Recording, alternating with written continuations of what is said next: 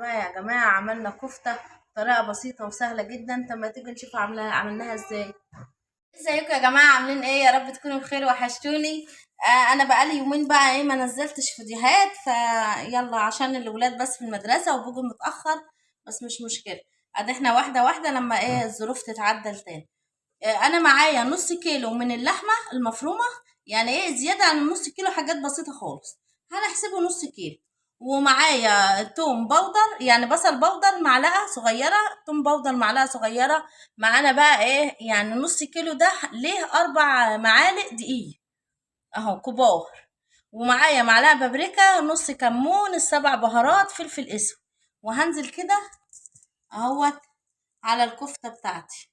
دلوقتي انتوا عرفتوا ان انا هعمل كفتة على اللحمة اهو.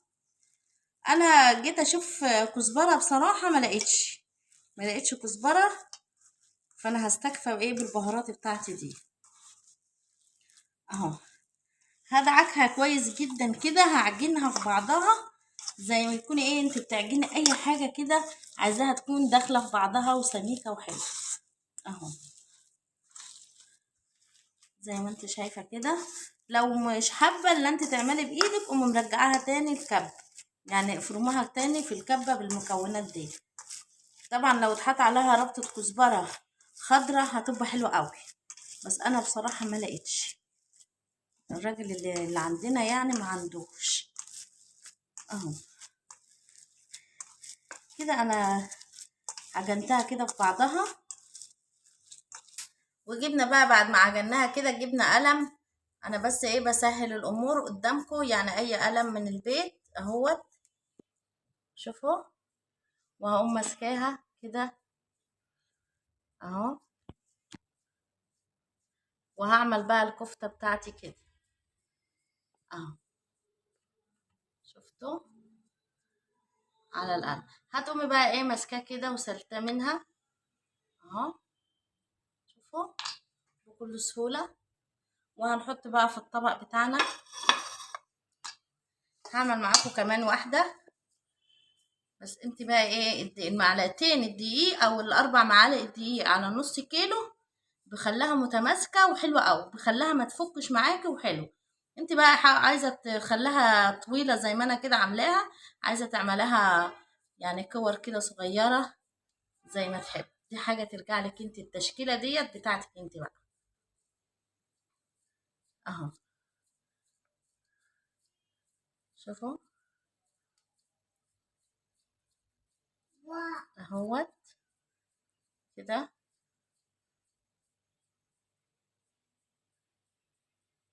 اهو. وبتقومي برضو سلتها كده اهو، شايفين اهو. هنحط بقى كده وهنخلص بقية الكمية ونرجع لكم بعد بقى ما خلصت الكفتة بتاعتي. وشوفوا متماسكة ازاي، وصبعتها اهوت، عملت معايا ادي طبق وادي طبق صغير، يعني طبقين حلوين معقولين. هنجيب بقى 3 حبايات من البطاطس اهوت، مع بصلاية، مع 2 من الطماطم، 3 طماطمات، 2 فلفل اخضر، قرن احمر. تعالوا بقى نشوف احنا هنعمل ايه مع بعض. هناخد البطاطس بتاعتنا اهيت، وهنعملها كده اهو، كده اهو، زي ما انت شايفة كده بالظبط. التانية نفس الحكاية اهو. عايزاها زي دي كده، مش عايزاها تخينة ولا رفيعة عن كده اهو.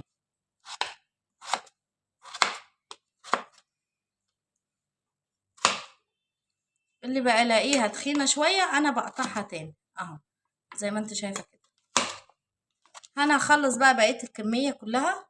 والفلفل برضو بتاعنا هنقطعه نفس كده، نفس البطاطس بالظبط. احنا جبنا البولة وحطينا فيها البطاطس. الفلفل الاخضر نفس الحكاية. انا بوريكم بس عشان تبقوا انتوا عارفين اهو. البصل اهوت برضو اهو. هتشوفوا كل حاجة قدامكم دلوقتي بالتفاصيل. هنجيب بقى الصينية بتاعتنا. جبنا بقى الصينية بتاعتنا اللي احنا هنعمل فيها اهوت. وهنحط الكفتة بتاعتنا كده، بسم الله ما شاء الله عليها، طويلة وكويسة. هنرص بقى، انت عندك بقى وقت ترصي كده اهيت، شايفة اهو. البطاطس بتاعتك هتاخد على الناحية الصغيرة دي واحدة صغيرة. هننزل بقى من هنا ايه بطماطم، برضو قطعتها نفس القطع كلها الطماطم اهي.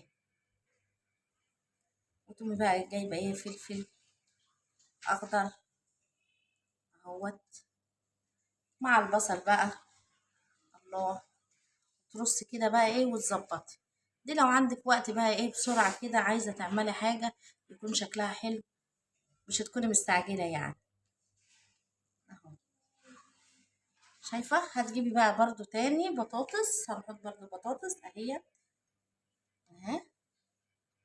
ونقوم جايبين كفتة اهي، شايفين حلوة اوي، شكلها حلو قوي والرصة حلوة قوي.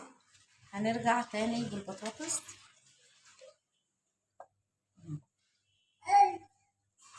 وهنجيب فلفل. ثواني ياسين لو سمحت، معلش يا جماعة بقى، صوت ياسين جاي عامل لنا ايه دوشة كده وازعاج، معلش. استحملونا بقى يا جماعة. عشان الأستاذ ياسين اهو. برضو الفلفل الأحمر اهوت الكفتة بتاعتنا. وهننزل برضو بالبطاطس كده اهو، جميلة كده اهو. طبعا انت بتشكلي زي ما انت عايزة براحتك كده. انا الفلفل الاخضر بدأ اللي هو يخلص من عندي، وعندي برضو البصل بتاعي اهوت، نسيت احط منه بس مش مشكلة خالص اهو. هوسع كده واقوم حط البصل اهو اهو. شوفي زي ما انت ماشية كده الحشوة بتاعتك ديت براحتك، وتفنني كده ايه زي ما انت عايزة براحتك، كل حاجة براحتك اهيت. انا بس مش حابة ان انا اطول عليكم اهو. هنرجع برضو تاني بالكفتة بتاعتنا اهي. انا عايزة الصينية بتاعتي تاخد كل الكمية، يا ترى هتاخدها ام لا؟ هنشوف مع بعض. شفتوا بقى بعد ما رصيتها ازاي؟ طبعا دي مش لقيت لها بقيتها كفتة فحطيتها مكانها بطاطس عادي، مفيش اي مشاكل اهو. وانا رصيت الصينية بتاعتي كده. تعالوا بقى نشوف احنا هنعمل ايه. هنجيب معلقتين كبار من الصلصة، او معلقتين وشوية اهو، معلقتين ونص كده ماشي. هنحط عليهم كوبايتين برضو كبار مية، كوبايتين من المية كبار كده. الاول هنحط شوية فلفل اسود، نص معلقة صغيرة من الفلفل الاسود اهوت، ونص معلقة من البابريكا او معلقة بابريكا، معلقة كبيرة يعني معلقة صغيرة هي بابريكا.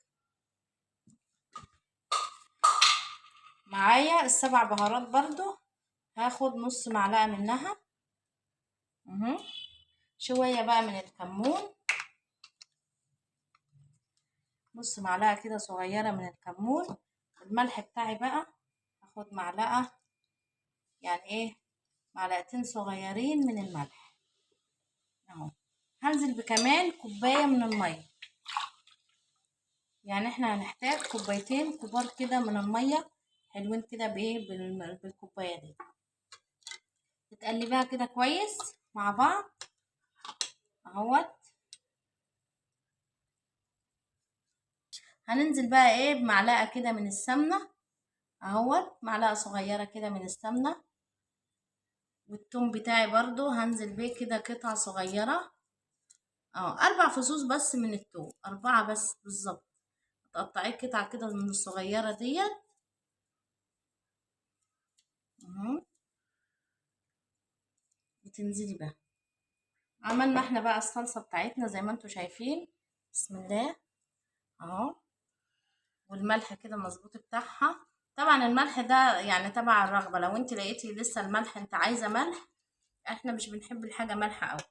وعشان كده انا عشان هسقي هسقاها كده بالصلصة، انا ما حطيتش ملح في الكفتة عشان طبعا انا بسقي كده اهوت بالراحة كده واسقيها.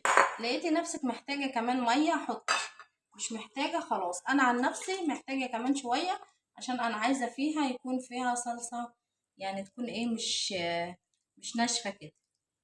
اهو كده تمام. واهو كده يا جماعة، وادي احنا كده ايه خلصناها. هنلفها بقى الاول بورق زبدة كده عشان نقفل عليها كويس اهوت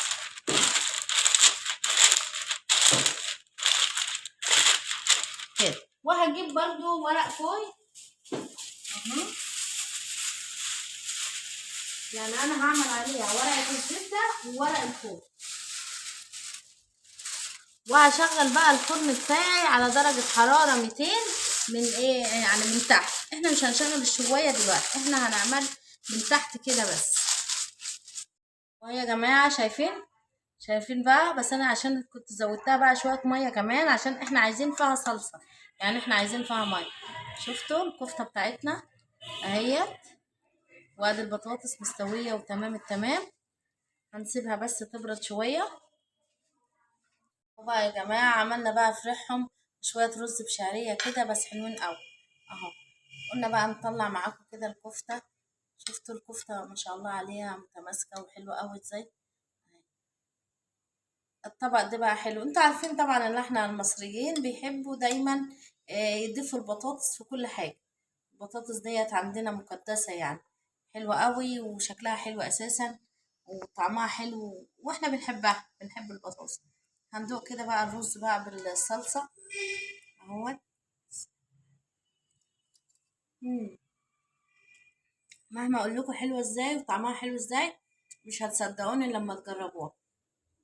والطريقة حلوة جدا وبسيطة وسهلة، اي حد ممكن يعملها بكل سهولة اهوت. وادي الفيديو بتاع النهاردة، ويا رب يكون عجبكم واشوفكم على الف خير في فيديو جديد. لو اول مرة بتشوفونا، انا اسمي نجوى ابراهيم. مش انسوا بقى تصلوا على النبي عليه الصلاة والسلام، مش انسوا تعملوا لايك واشتراك للقناة وتفعلوا الجرس عشان يوصلكم مني كل جديد.